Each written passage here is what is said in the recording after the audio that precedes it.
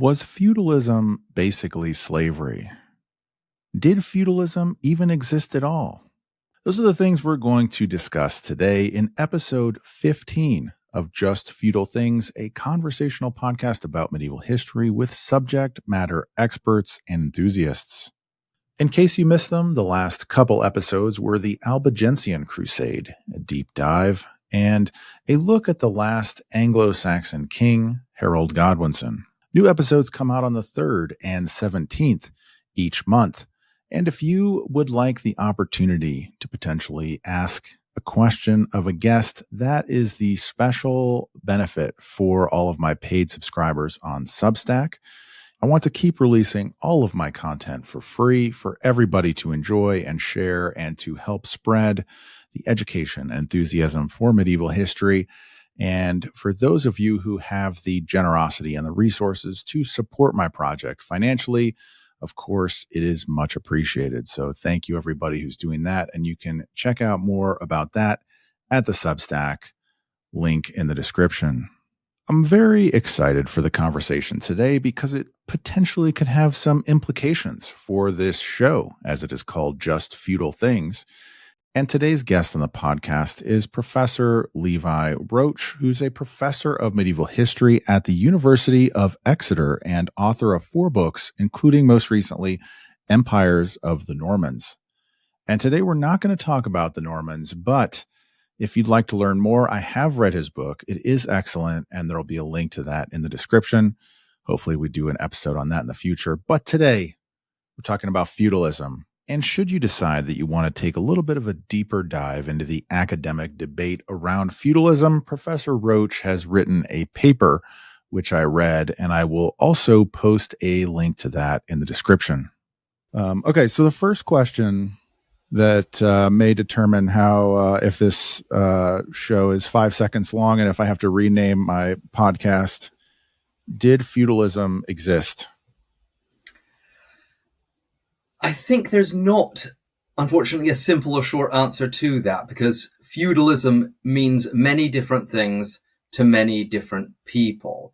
And there's this idea, I think, in the wider culture sometimes that feudalism existed in the Middle Ages and is something very concrete. But actually, when professional historians talk about feudalism, they're not always talking about the same thing. And frankly, they're often not being as clear as they should be about what they're talking about. But when they are doing, and at their best, they are often defining this term and speaking about very distinct things. So feudalism can refer to an economic system based upon particularly production on land. And that's the kind of perhaps classic Marxist model of understanding it, where you have an aristocracy based upon landholding. And in that sense, feudalism is, an economic system. It is very real. It's present in the Middle Ages, but not unique to the Middle Ages. It is perhaps particularly characteristic of the Middle Ages, but can be found in all sorts of other places and other parts of the world. But feudalism can also be used in a rather narrower sense. And often people kind of have a bit of both in mind, in the sense of a socio-political and economic system predicated upon the granting out of land in exchange for service, and particularly land in the form known as fiefs.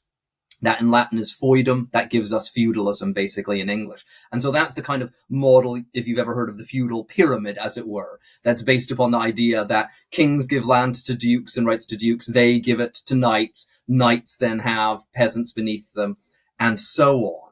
Now, obviously, that is, in a sense, one might say, a version of an economic system of feudalism based upon landholding, but it's a very specific version of it. And in that sense, feudalism can only really be found in some parts of Europe and some parts of the Middle Ages. Is never completely dominant. The feudal pyramid, frankly, we think is rubbish, because it was always a lot messier than that. And in that kind of sense, it's much more problematic. So about 50 years ago, lots of scholars would have told you that actually that was pretty common, at least by what we call the Central Middle Ages, but 12th, 13th centuries, and could be found in most of Europe. But frankly, the evidence doesn't actually support that there's exceptions even in places where that kind of social arrangements are quite common. And there are so many exceptions, and it's so problematic that most scholars use that sense of feudalism really in quite a restricted way. And I'd say most don't really believe in it, or at most believe it applies to some very specific places for relatively brief periods. So that's where we kind of have to be quite careful by what we mean in the first place by this term. Okay, yeah. So I've been, as we just discussed, I'm not a historian, so I've been sort of wading into the debate a little bit, just to have a look around.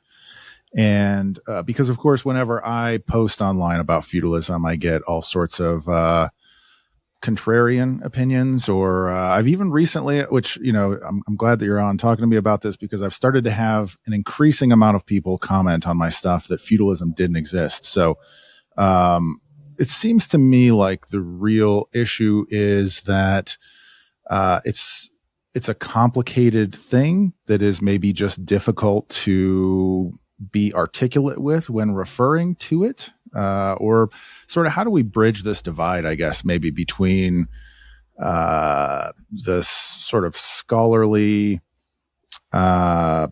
articulation and then sort of general parlance. Because, for example, there's a paper which I read about a third of, The Tyranny of the Construct, sort of getting into this debate about the definitions. Obviously, if people who are not historians are discussing feudalism or the Middle Ages, they can't always take the time to read a 26-page paper or whatever it is. So how do we sort of bridge that divide between the scholarly articulation and common parlance? I think that's quite a tricky one, because you're right. People have this idea that feudalism applies to the Middle Ages. It's pretty firmly established. I'm not sure we're ever going to shift that completely. I'd hope that maybe in the length of time we can get towards that, because one of the problems, frankly, with feudalism is, like any of these labels, it involves a lot of simplification. So yeah, you and I live in a capitalist society. In capitalist societies, most of us in the modern West do. But capitalism itself doesn't explain everything that's specific to where, our lives versus, say, lives in the 1940s in the US or the 1890s in the UK. Those are all capitalist, but they're all very, very different. And so I guess one of the things that I'd be saying with feudalism is many of those generalizations that come with the old system are, broadly speaking, still true, but they're generalizations and they're simplifications that don't often get us at what is specific or interestingly medieval. And that's kind of one of the things that in that kind of classic paper you alluded to by Elizabeth A.R. Brown, Peggy Brown, she was trying to get at, was saying, we use this term feudalism all the time. They didn't have a term for it. And actually that should be twigging us to a bit of a problem. People weren't going around in the Middle Ages saying, oh, we're so feudal. And she says, people will, modern scholars, at least when she was writing in the 70s, would talk about societies being partially feudalized. And she's saying, how is this meaningful? The people didn't know they were half feudalized. What they were using is certain means of exchange, granting land for service. And if we focus on that, we're more doing more useful things. And so she's against the idea of the ism, basically. She doesn't like feudalism, but she's fine with feudal as an adjective. And I think that's probably where in the long term, I'm kind of ending up landing myself. I'm happy if some people want to use the term feudalism. I don't want to be kind of adamant on that, but describing things as feudal is probably more helpful. So when we're seeing actual granting out of fiefs in exchange for some kind of service, that's often seen as one of the pillars, if you will, of feudalism. I'd be happy to describe that as feudal, but I would be hesitant to necessarily describe the whole society as feudal unless I had all of that evidence, could know quite how widespread it is. And what I think is completely defensible still is the fact that as we move into the Central Middle Ages through about the 11th, 12th, 13th centuries, those kinds of arrangements of granting out land in exchange for a service do, in general, across most of Europe, become more common. So there's a significant element of old textbook teaching that is perfectly accurate in that sense. So in the 9th century, some people performing military service received temporary land grants in exchange that look like later fiefs, but not necessarily all, probably not as widespread. There is a sense by the 12th century that receiving a fief comes with certain kinds of obligations that get us somewhere towards old ideas of feudalism. But the important thing is it's never a simple, coherent system. And it's not the same in, say, Northern Italy to Germany to Britain. There's actually all sorts of different varieties. So that's another thing with the ism, is it's not in the fact that one feudalism, but there were lots of flavors and regional takes on it. And so, it might be that in some places receiving a fief normally came with obligations of military service. And there's plenty of places for which that's true. But there are other places where actually fiefs could be used for all sorts of service. You could grant out a fief for somebody who you wanted to perform agricultural service. Just another way of quid pro quo. There are places where quite common are monetary fiefs, i.e. not giving someone land at all, but actually a share of income, where you've got a more perhaps developed monetary economy. So there's so many different ways of doing this that these labels always risk flattening that out. Now, we need simplification sometimes, and particularly for the general public, I appreciate these things can be helpful crutches. But I'd say probably for your kind of more keen amateur historians, that's where they kind of want to free themselves. And I would challenge them to think of the best books they've read, getting them at the feeling of the Middle Ages, how society operated. And they'll probably find that feudalism as an ism isn't playing a big role. They might talk about feudal obligations, that kind of adjective form. They might talk about loyalty and lordship and those kinds of things. Those are very real concepts that were very important. And those are terms they very much use. Feudal, lordship, feudal law even. But feudalism is very much our term, and we need to kind of, I think, be constantly aware of that if and when we want to use it. And I think the other thing to note here is I started a bit with this. There is that Marxist sense. That is very much a kind of a modeling, an economic modeling. That's completely justified. But in a sense, that's something else. It can be combined with these models, but doesn't have to be at all. And so a Marxist is happy to have a feudalism without any fiefs or feudal law. It's just about kind of how economic extraction works. It seems like the analogy to capitalism is probably a good way to think about it, that you can say that all kinds of things are maybe capitalism, or like, a bazillion things are capitalist. But if you look at something in particular, you could say, oh, this is a capitalist thing, but that doesn't mean that everything then is capitalism. Is that kind of right? Exactly. And no society is, entirely capitalist. We all have other drivers in our lives than the accumulation of capital. So yeah, I think you're right in that sense that probably most of your listeners could identify things that are capitalistic more easily than identify capitalism, in the sense that when a society is capital, when we're seeing capitalism is very much a value judgment, but in individual cases, it's quite easy and much easier to identify that. And no society is going to be completely capitalistic. There are always other drivers in society, ethical beliefs, religious beliefs, other sorts of things that are going to drive people beyond simple accumulation of capital. Likewise, in a society that you might want to call feudal, there are going to be these obligations based upon land and service, but they're not going to be the only obligations. They're not going to dominate everything. There's going to be other things going on too. So is it probably fair to say that this is going to be, maybe debate is the wrong word, like an ongoing discussion maybe, because the decentralization of the Middle Ages is obviously very complex. It's very regional. And the characteristics of it are highly varied depending upon the location and the time.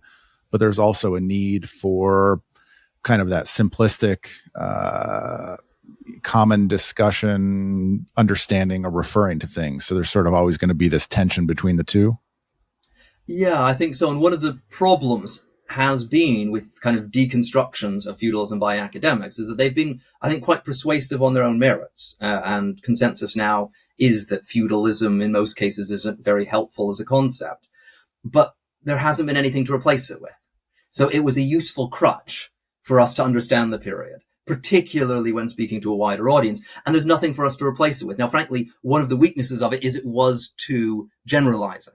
So in a sense, at least as an academic, the answer is you don't want another massive simplification just to put in its place.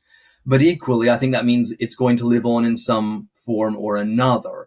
And that's where, at least from my perspective, I think using terms like feudal, avoiding the ism as much as I can, but describing societies as feudal, talking about what varieties of feudal societies we encounter, what different regional takes we have on it, allows for some of that complexity without perhaps completely losing that line running through it. And certainly, as I say, the Central and later Middle Ages, describing societies then as feudal, I think is perfectly defensible in most cases. And I think few of my colleagues would have an issue with that. So that's probably a middle ground where there are certain characteristics that come into existence in the Middle Ages, become more widespread, that can be seen across Europe, but that if we drop, for the most part, that ism, we can discuss those in ways that still allow us to have some models, have an element maybe of that simplification that's necessary without ditching some of the nuance that as professional historians we obviously want to bring into the debate. So feudalism seems to have a bad reputation, and this is not an attempt to take it in the reverse and give it a good reputation, but just to give it an accurate reputation, if you will. It seems, for example, in a lot of the comments that I get, a lot of people equate it with slavery. And I'm sort of the opinion, which you're free to correct me here, that it's different than slavery. What's your take on that, as how feudalism is different from slavery, or how maybe we would understand slavery? Yeah, you're quite right. And there is that feudal as an adjective, when it's not being used, at least in a strict historical context or professional context, does have that kind of implication. And you do sometimes get people, particularly online, talking about, late capitalism as the new feudalism or something like that. And the gig economy as the new feudalism. And frankly, it's completely unhelpful. I mean, whether or not those things are good things or not is for others to judge, for our economist colleagues to judge. But what I can tell you emphatically is that's not how society was operating in the Middle Ages, both in terms of the problems and in terms of things that are good about modern society. So, yeah, we want to kind of park all that and park value judgments as much as we can. Because certainly as a medieval historian, one of the things I like about the Middle Ages, actually, is that it has a distance from modern society, for the most part, that allows and actually more easily enables professional judgment. That very modern histories, in a sense, almost have to be personal. And sometimes it's impossible not to. I'm not sure I want to try to write a balanced history of the Second World War. I'm not sure that actually morally or ethically is something one wants to do. Maybe there's others who want to do that. That's their job, frankly. But for me, it's far enough away that I in a sense, don't have to sit in judgment. Many people I study were probably deeply unpleasant individuals, but I can sit back and look at it.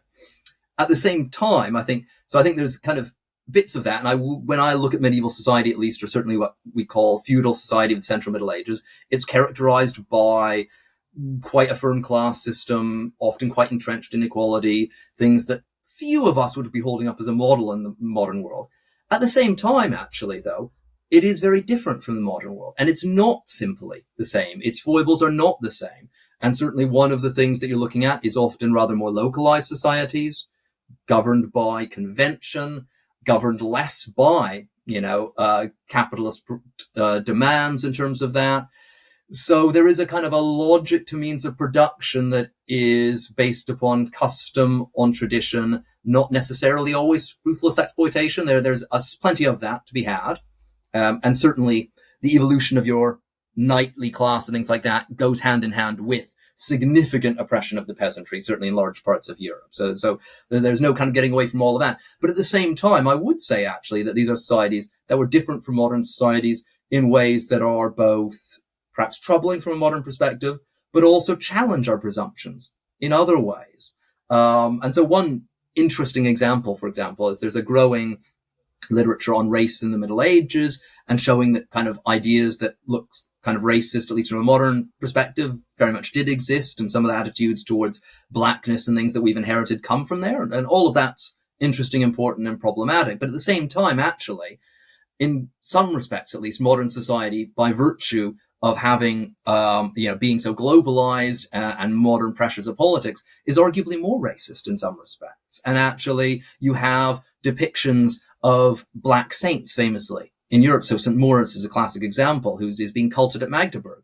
And nobody there, the vast majority of these people have probably never seen a black person, or certainly not many. None of them seem to have any problem with seeing their very black statues of Morris as being one of the most, Christian people they can imagine.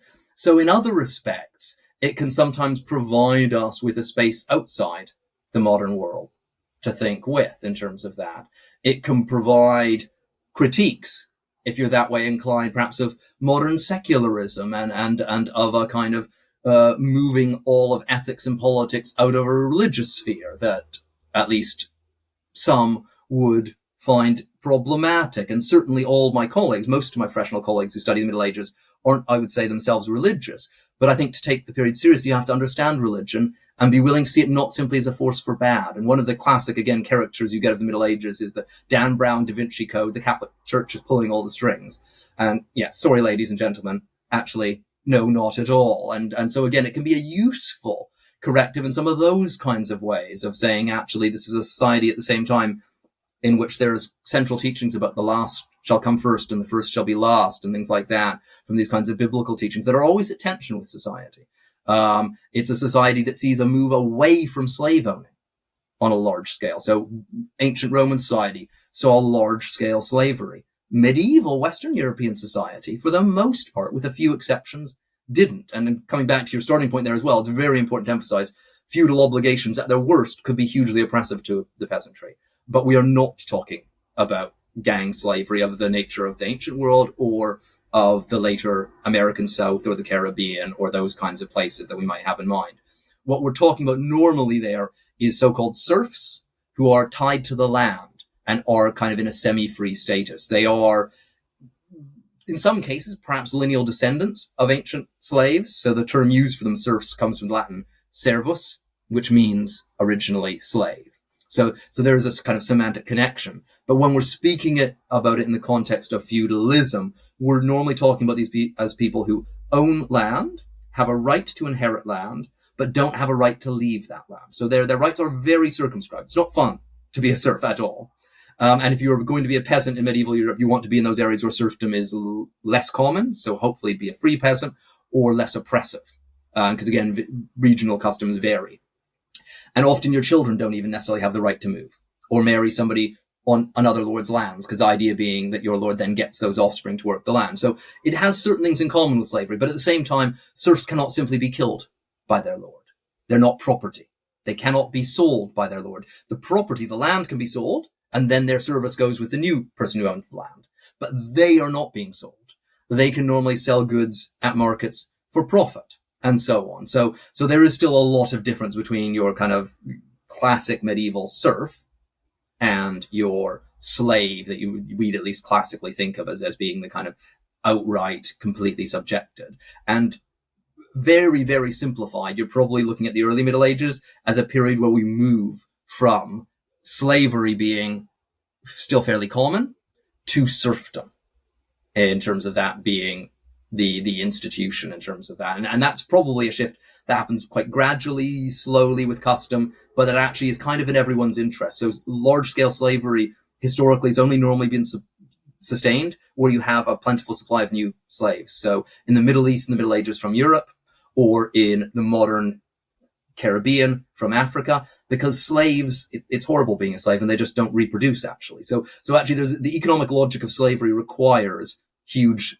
influxes. And without those, it's not in lord's interest either, actually. It's in everyone's interest to give people more freedom, because in a sense, that makes them more invested in society if we were thinking from a modern capitalist perspective, but it works equally from a kind of, if you will, feudal perspective. If somebody sees some benefit to producing more from their land, that they might get to keep some of that, they're more inclined to do it than if it's just going to be taken by their lord anyway. So I have a theory, and I'm going to just put it out there and let you go ahead and correct me or adjust my theory as you see fit. My theory is that, when you're talking about the Roman Empire and slavery and all of that, and then how in Western Europe it transitioned into serfdom and a more feudal society.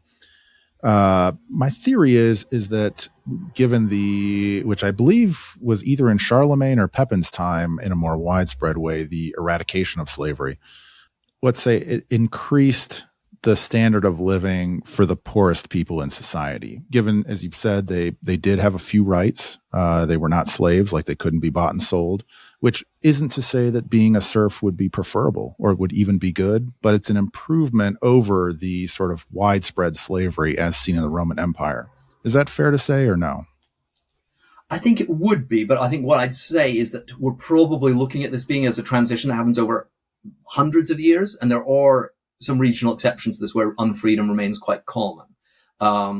Sometimes there's a kind of legal fudge, so only on paper you might say they're really serfs, but in other cases, very real slavery. So there's not a single moment, and I don't think anyone wakes up and becomes a serf, because it's the same Latin term being used for them. So what happens is slowly and steadily, and this is kind of what at least a Marxist historian would say lies in the logic of the feudal mode of production, that fundamentally you have people working the land. If you're the lord, you want to maximize the cut you get from it. The best way to do so, if you have people of unfree or semi-free status, is to give them enough vested interest that they want to produce more, because they saying that you'll take, say, a cut of what they're producing, a portion, but they can have the rest or something like that. So if they start producing more, then you're actually getting more and they're getting more and everyone's happier. Now, you don't necessarily want to do that, frankly, if you can buy new slaves quite cheaply. The interest then might well not be there. It might well be better to cut them out of the picture entirely and say, if you die, you don't reproduce, that's fine. I can plenty more where that came from. But the fact is, unfree populations historically, enslaved peoples, don't replace themselves in terms of population. They just don't, it's a horrible way of existing. So why would you want to have lots of children? And rates of survival for those children are low because they're living under terrible conditions. So frankly, in terms of that, the whole economic logic it has to be predicated upon it. So it is one of those things that certainly benefits those who would have been of that kind of lowest status, but actually is also in the interest of the Lord. So it's not purely, I think, a matter of kind of kindness or philanthropy or anything like that. Actually, it's one of those ones where there is something to be gained for all from shifting these arrangements slowly over time. And that's why they end up doing so, because actually there is an element to which at least all gain from this. Now, there are periods in the Middle Ages, particularly arguably 11th and 12th centuries, where we're seeing an economic boom, and probably not much, if any of that's being experienced by that peasantry, particularly your serfs. There will be places where that is, but there is still certainly the case that by allowing your peasantry enough freedoms, actually a lordly class, in a sense, ends up serving its own interests. I'm not sure anyone formulates it, as a master plan in those terms. They end up finding their way over the course of multiple generations to that solution, because actually it is a perfectly logical one for all involved. And the other kind of player here in the background to be noticed, obviously, is the church here, whose teachings are in principle not in favor of slavery. And that is one of the things that it hasn't stopped Christian societies, as particularly in the early modern period, from owning slaves on a large scale. But actually, ideologically, it is hard to square, arguably, with central biblical teachings, the complete oppression of man by man, where there is that kind of teaching that all are made equal. And certainly that's another thing that I think is not necessarily driving that change, but certainly helps reinforce it, and sits very comfortably with it for that kind of a European population. I think one of the other angles of critique of feudalism is that and this is, I'm not blaming anybody per se. It's probably a very natural thing to do, is to compare what somebody may know about feudalism with their life today. So I might think of, I might compare what I read about feudalism with how I'm living now, sitting in this office doing a recording, and think, well, that sounds terrible. It's a terrible system.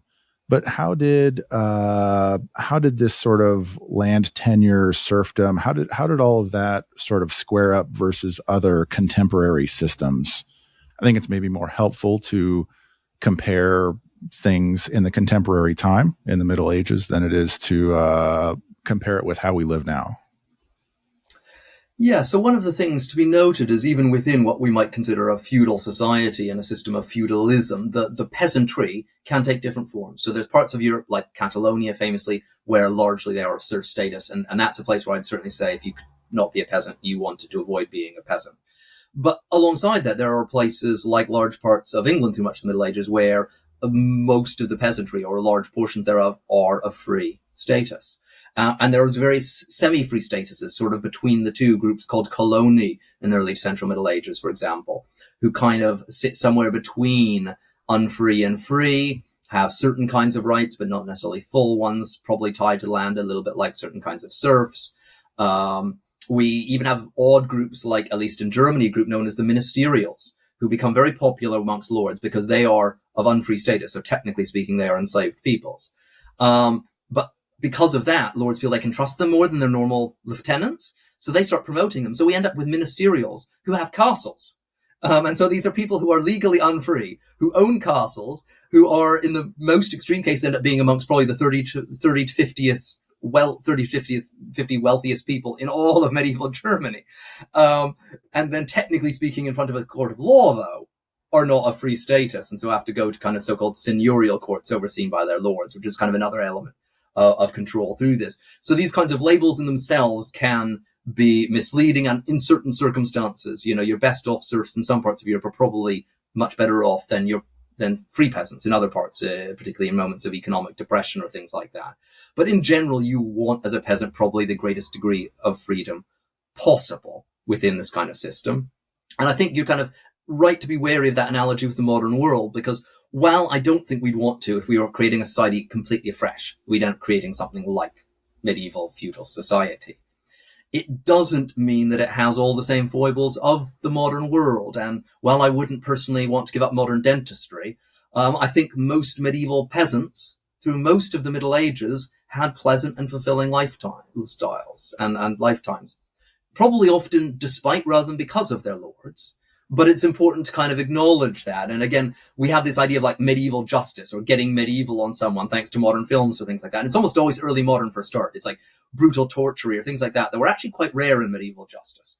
But I like to challenge my students when I'm teaching medieval justice to look at this and say, actually, these are often systems based on consensus and on local communities deciding who they think is guilty.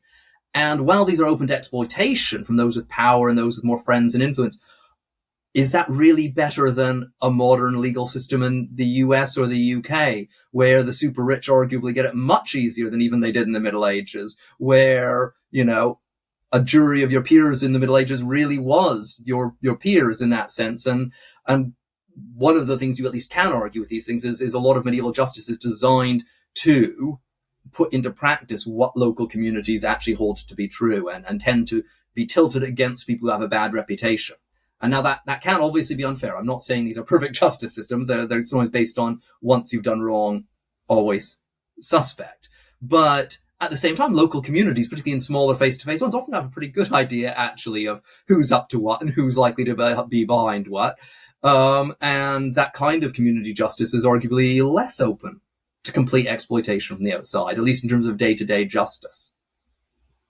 I've also said quite often that you probably wouldn't want to be a peasant in southern Italy, maybe in the 1040s, 1050s. That seems like it would be a bad time. Times of conflict generally aren't good. You don't want to be a peasant in England after the Norman conquest. While the Norman yoke is a semi-myth, there's enough truth to that one. And actually recent scholarship to a certain extent is reintroducing that. So again, if you think of classic, feudal society and feudalism coming to England, certainly we do see in the wake of the Norman conquest, the rich get richer, the poor get poorer. That is combined with building of castles and emergence of a knightly class. Those things are connected very much in a causal way that, again, I think feudal is a useful label for. But again, it doesn't mean on an individual basis that every peasant's life got worse, or that peasants weren't individually sometimes happy people, didn't do their own things and things like that. And it also doesn't necessarily mean that all lords were bastards all the time. I mean, I suspect they were in the Middle Ages no worse and no better than your average boss in the modern world. I mean, different economic logics, but in a sense, there's the same tensions. And, we love grumbling about our bosses. Some of them probably are bastards, but others are just trying to get on like ourselves. And it's everything in between the two. Yeah, I'm glad you brought up actually previously that everybody was not miserable. And I think this is maybe just a human nature thing. You hear a story about one bad king, and so you just think all kings are bad. Or you hear a story that maybe from Monty Python that like peasants are just plopping around dirt and everybody's miserable. And so you just assume that everybody's miserable from this one story. But I think that's maybe another point you can maybe elaborate on is because I think feudalism is colored as this system where everybody's miserable and oppressed at all times. And I think in modern vocabulary, it sort of is interchangeably used with tyranny. Yeah, I think you're completely right. And you notice it with films about the Middle Ages. It's always bleak and dark and lots of brown and mud and things like that. No, don't get me wrong. There was lots of mud in medieval roads and sanitation really was not up to modern standards. I'm not saying I'd swap with people living in the Middle Ages. But there's a danger of falling into this trap. Actually, the Middle Ages was colorful. People produced and listened to great literature. People had fulfilling lives. And I frankly think that actually, if one of the things that kind of the so-called postmodern movements have done positively, perhaps within the academy. And there are huge debates about those that run parallel to the ones that we're having today that will largely park that, again, for a general audience, probably aren't of huge interest. But one of the things that I think it's actually helpfully done is destabilize that idea that the modern West is simply the apex onto which all of history is building. Now, in some respects it is. I firmly believe that modern dentistry is better than historical dentistry. I think there's good empirical evidence for that. But at the same time, actually, does that in itself make people happier? Not necessarily always. Does Uber Eats make people happier? iPhones? I mean, we're seeing increasing evidence that smartphones can make people incredibly miserable. Doesn't mean in individual cases they can't make them happy. I think simplistic solutions are rarely there. But it also then opens us up to saying, wait a second, societies where people were materially poorer than us aren't actually necessarily less happy. And if you look at modern surveys, interesting sociological ones, they don't map onto wealth very naturally in terms of happiness of citizens. Often the best indicator for society is how equal that wealth is spread rather than those kinds of things. But even there's no kind of absolute in terms of it. So it's not the case that, although say, you could look at the biggest modern economies, the US, Switzerland, Luxembourg and things like that, but actually their populations aren't the happiest. That there's no one-for-one correlation. So why should we then expect people in the Middle Ages to be less happy, to be less complicated, to be all of those kinds of things? So I think that we want to be very much open to that. And the Monty Python one's a nice analogy there, because of course the joke really is, and admittedly I think it's lost on a lot of people now, is the Monty Python boys, particularly Michael Palin, was very interested in the Middle Ages. They actually knew the Middle Ages quite well. It was a caricature. It's part of the joke is the Middle Ages were not all like that.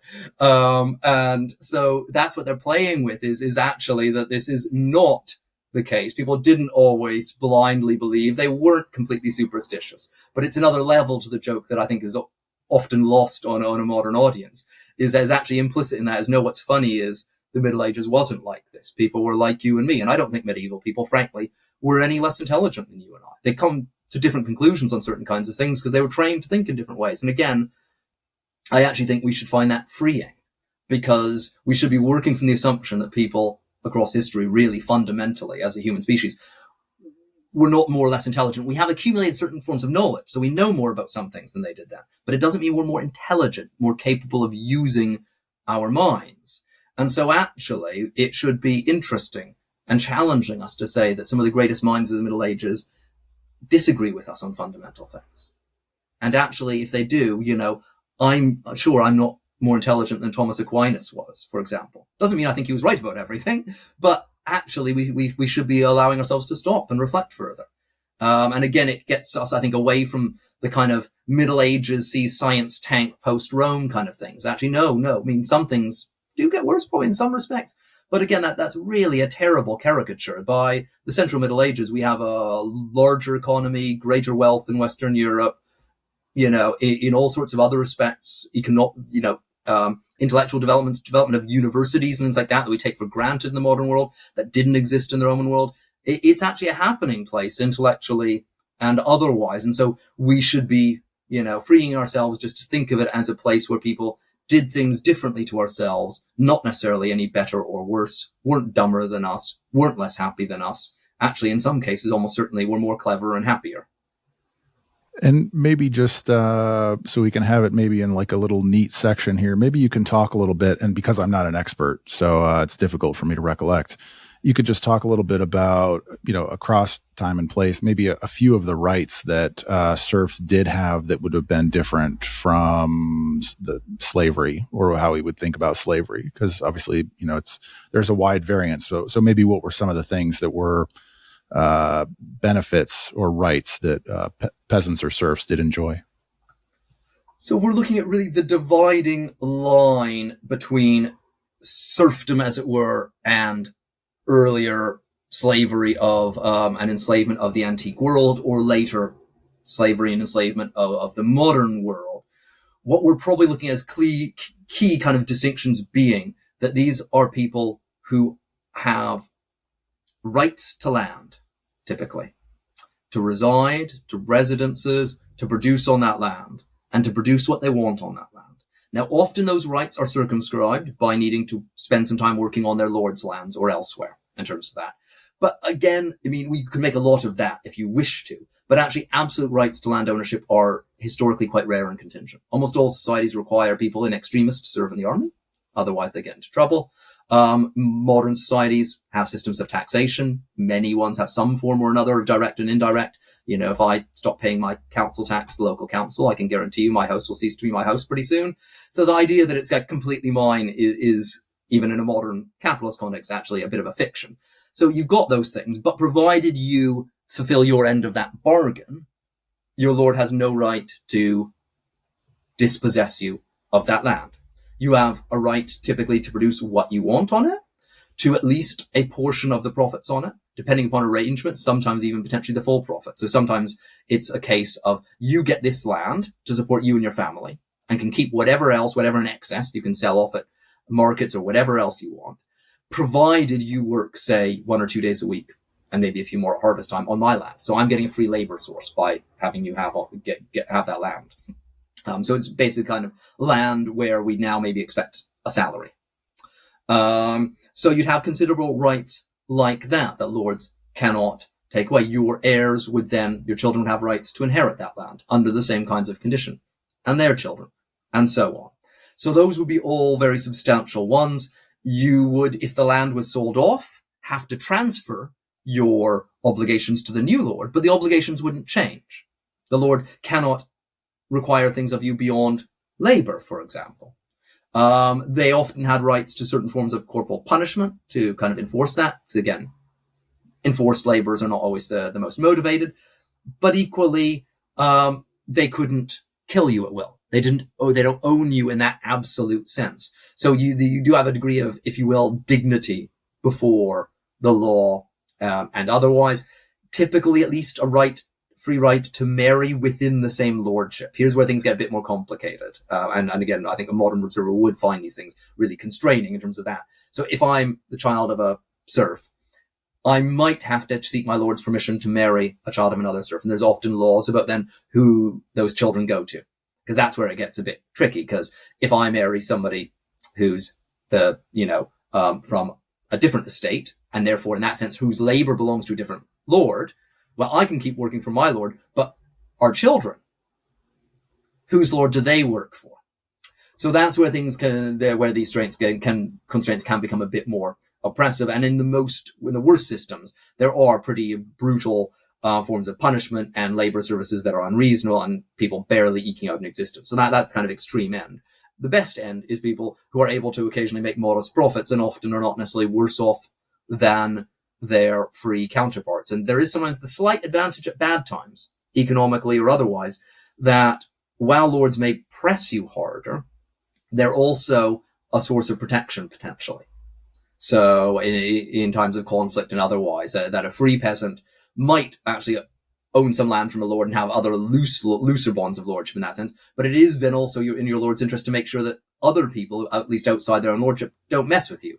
Because in a sense, you're their harvest, you and people like you. So actually, they do have that vested interest in protecting you, ensuring that actually your children do grow up and inherit that land because they want the next generation. So at its best, arguably, you have a system that can manage to achieve a degree of the traditional noblesse oblige, a society of stark class distinctions, but of an awareness of interdependence, and a degree of respect at its best between them. So that would be kind of your idealized best case medieval serf scenario. You've actually got a lord who's fundamentally a decent chap or decent woman, who sees you as an investment, and rightly then wishes to protect you and encourage you to have as fulfilling a life as possible. It seems like from your description that co-ed market spaces that are shared with other lords are problematic. Yeah, so that's where these things there end up being debates, discussions, legal issues, and this is the kind of thing where regional solutions actually do vary. So it's more common for the child to stay with the mother's side. I think the idea there being often that there can be more question about paternity. You can't doubt who the mother is in a sense, and so that's the line that most settle on. But there are various debates and exceptions can be made and things like that. So that's one of the questions that comes up time and time again in our legal cases. Another one is people contesting their status, because actually in a day-to-day basis. You might have somebody who's of free status, but hypothetically speaking, so they're not historically a serf. But let's say their land ends up becoming really inhospitable, the land they inherited, or they just don't have any land to inherit from their father. They're the fifth son or something, and it's so minuscule not to make it worthwhile. So they take some land given to them by a lord who mostly has serfs working on that land. They are technically legally free then, but now they're working a tenement, quite possibly on the same labor conditions as their serf counterparts. In a couple of generations' time, the next lord might say that those people are unfree. So you get this contestation both ways, where people saying, no, actually, I don't think my ancestors were serfs. And more often than not, the lords win those debates, but not universally. So there can be real uncertainty in practice, because any given lord and estate will normally have some unfree or tied laborers, and often some free ones. So it's a mixed bag, and the unfree ones will not necessarily be economically worse off than the free ones universally. So, all of these generalizations, in general, freed peasants were wealthier and better off and could make use of those freedoms to marry, but in practice, not always. So you got all these messinesses, which meant that actually on a daily basis, these things could be kind of quite complicated, and it plays out in other sorts of fun ways. So already in the early Middle Ages, the formulae collections we have, which are kind of form documents that you can kind of like blank check kind of things that you can write out for legal transactions. There's some of those that involve somebody selling off their freedom for 2 days a week in exchange for a loan from their new lord. And it's completely counterintuitive to our sense of like enslavement and slavery being, you're a slave or you're not. It's not like you couldn't have been a 2-day-a-week slave in the American South. But in early medieval Europe, there absolutely is evidence that people sold their slavery for 2 days a week, and with the idea they could then redeem it later when they get their money back something like that. So it's also something that could be used transactionally in a way that I think once we're moving towards understanding that unfreedom in medieval Europe could be everything from hugely oppressive to something taken on by choice and used strategically, kind of again frees us a little bit from those straitjackets of just thinking, free, good, unfree, bad. Rather, these are people who are making their own decisions, sometimes cutting deals and things like that. And probably not decisions they necessarily make lightly in all cases, but the fact that people are doing this at all suggests also a willingness to play with these things. And again, can make it clear how it can be a question, actually. If somebody's doing 2 days a week unfree labor, are they free or are they not? Quite rapidly you get into these kind of difficulties of definition, which are a lot of the things that fill up then medieval legal cases about peasant status. This is such an interesting topic. When we're coming up on time, so I got one more question here for you from Ben, who's one of my supporters on Substack. I let my supporters chime in with a good question when there's one that pops up. And his question was, if you think that there's any elements of feudalism or feudal society that maybe we should revisit a little bit. Revisit is not quite the right word, but if you think maybe that they were beneficial or that they were intuitive or that they made sense, or, something about feudalism that is maybe more natural or whatever, that would maybe integrate into sort of a modern democracy or the way that we think about governance today. Is there anything that we could look at and maybe take from that? Yes, I think there could be, as ever with certain caveats that not in all places all of the time. But I think one of the things that can be said for it is, if you think of what is different in terms of the economic logic of feudalism in a kind of more Marxist sense, but that definition does still overlap with a kind of feudal society in a sense of land being given out in favor of service as well to a certain extent. I do probably still think on balance, though there will be notable exceptions to this in the modern world and would have been in the Middle Ages, I do think probably on balance that actually transactions based upon land in the way that is. So in a modern context, we wouldn't normally give somebody some land in exchange for them working for us. You pay them for a couple of days a week. We pay them cash and things like that. But I do think often making it based upon land tends to depersonalize it probably less, in a way that at least at its best would have served to discourage some of the worst kinds of exploitation and things like that. That, in a modern capitalist world, if I'm paying somebody to do a job and they stop doing it, I stop paying them. We'd all say that's fair, and in a sense it is. But I don't know what's going on in their lives or otherwise, and so on. I think it can really depersonalize things and place a stronger value perhaps on people based upon purely economic worth. And I do think, on average, as I say, there will have been huge exceptions, a society more underpinned by loaned land back and forth is probably typically also underpinned by more of that sense of personal obligation that, again, we classically associate with feudalism and feudal society, bonds of lordship and obligation, which are not only for knights and their lords, but also for the peasantry. So I think at its best, it does manage probably to make those things a little bit more personalized. And actually a medieval lord who's, peasant, serfs aren't rocking up to work. They might just go and beat them, and some of them would have. But in the long term, it is their interest. They want them back working. So, and then they're more likely to probably, at least if it's a local lord and a more localized one, to know these people pretty well and things like that. So I do think that's probably most of the time a good thing, because we're dealing with this on a smaller scale, people actually knowing people a bit better, and at least ideally judging them a bit less purely and explicitly on an economic basis, at least not on a brutal monetary basis. And so before I give you the last word here, I have maybe a suggestion. I can't take credit for originating it, but I might be able to take credit for popularizing it. And so maybe the solution for the scholarly debate is to pick a specific time and place.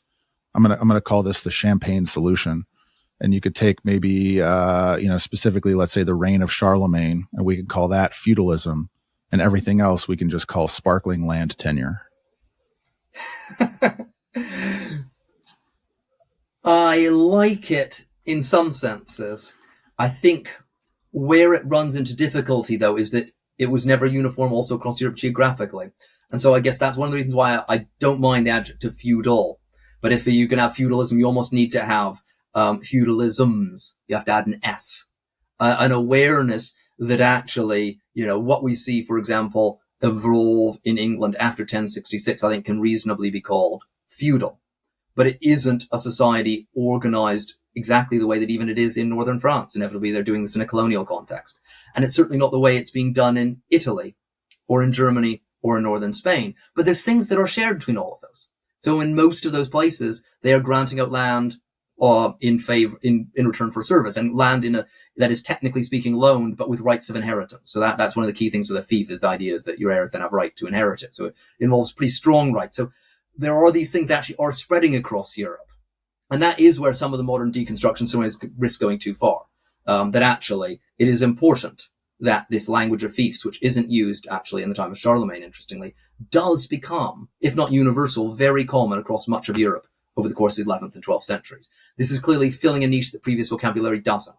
It is coinciding with growth of castles, with the development of a vaguely coherent knightly class. There is something to all of these old things. So this is all happening, but the way that society is organized in Britain, France, and Italy remains really different in interesting and significant ways. And so I think it's hard to have your cake and eat it there, I know, but that's where it may be a fudge, but fall back on my, feudal society, feudal societies, plural, even better in that sense for the 11th, 12th, 13th centuries. Great. The rest can be sparkling exploitation of the peasantry. All right, fantastic. And I'll go ahead and let you have the last word on feudalism. Anything you'd like to say generally for the audience that you think maybe people should keep in mind or think about, or what's worth studying? Maybe if you have any other resources. And then, of course, in the description, anybody can check out the links to your social media as well as to your books if they'd like to go purchase those and learn more. Your book on the Normans was fantastic. I really enjoyed it. And maybe we'll talk about that again sometime soon. But I'll leave you here with the last word on feudalism and anything else you'd like to say about it. I guess the last thing I'd probably like to say about feudalism is that the best element of the older models that sometimes risks getting lost in modern scholarly revisionism is precisely that point that I was alluding to not long ago, that we do see evolve in Europe in the 11th, 12th, and 13th centuries in particular, a society really heavily underpinned by complex arrangements involving land, and particularly what is technically various forms of conditional tenure. So these so-called fiefs, and the key element really of fiefs that's meant to make them this important instrument is that you give them out and they are heritable to the people you give them to. So their heirs can inherit them, but they remain technically your ownership. And effectively the service that's performed to you then is the rent for that land or the mortgage or whatever you want to imagine on it in terms of that, but is the right to continually reside in that land. And it is worth noting that we see some of those kinds of arrangements in the early Middle Ages already under Charlemagne, but they're not, I think, nearly as widespread and as complicated. And we do start to see in the 11th and 12th centuries in particular, really taking off a society where lordship is being defined by these chains, and often complex chains of this. So where a higher lord, a duke or a count gives some land to one of their leading men, he will give it to somebody else, who will sometimes give it to somebody else, who might even give it to somebody else, all creating at least a chain and a set of obligations. And while I don't think I want to return to a feudal pyramid, this is perhaps what you're almost getting at with those old ideas. And these things are clearly very important things for structuring society, and they're something that isn't being done earlier. So we see occasionally people giving in the early Middle Ages land for service, but very rarely that person then giving land to someone else, what we technically call sub-infeudation. So when you give the fief, the feudum, to someone else. So I think things like that actually are very real and are very characteristic of central medieval society. They're not universal, customs vary regionally, but that does kind of take off as a way of solving organization of elite society and of bonds of obligation in Europe in this period. And it's clearly, as I say, filling this niche, as is the vocabulary of fiefs around it. That is something that's very real, and we need to and want to talk about. And indeed, contemporaries talk about it in terms of often feudal law. That is a term they're very much using. So feudalism, I'm not sure encompasses that, because there's not just one version on it that ever becomes universal.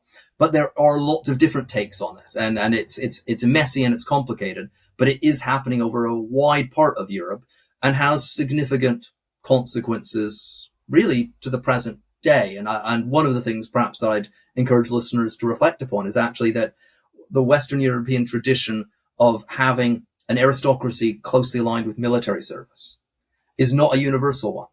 So not all historical societies have those who are at the upper echelon society being seen as one of their defining features being warriors. But actually that is deeply ingrained in your European aristocracy, or what remains of it. And you can still see it in this country, in which I reside, in Britain, often the traditional links to the military. That is, I think, something that is in a sense quite significant and distinctive, and at least somewhat goes back to some of those kinds of things. So if we're looking to kind of retain elements of the old models, that's one of the things that helps explain really well is how we end up with an ancien regime aristocracy who are based upon landholding and based traditionally upon military service as being what they see as their highest callings, even if by the end of the Middle Ages, in practice, they're not making up the largest parts of the armies anymore.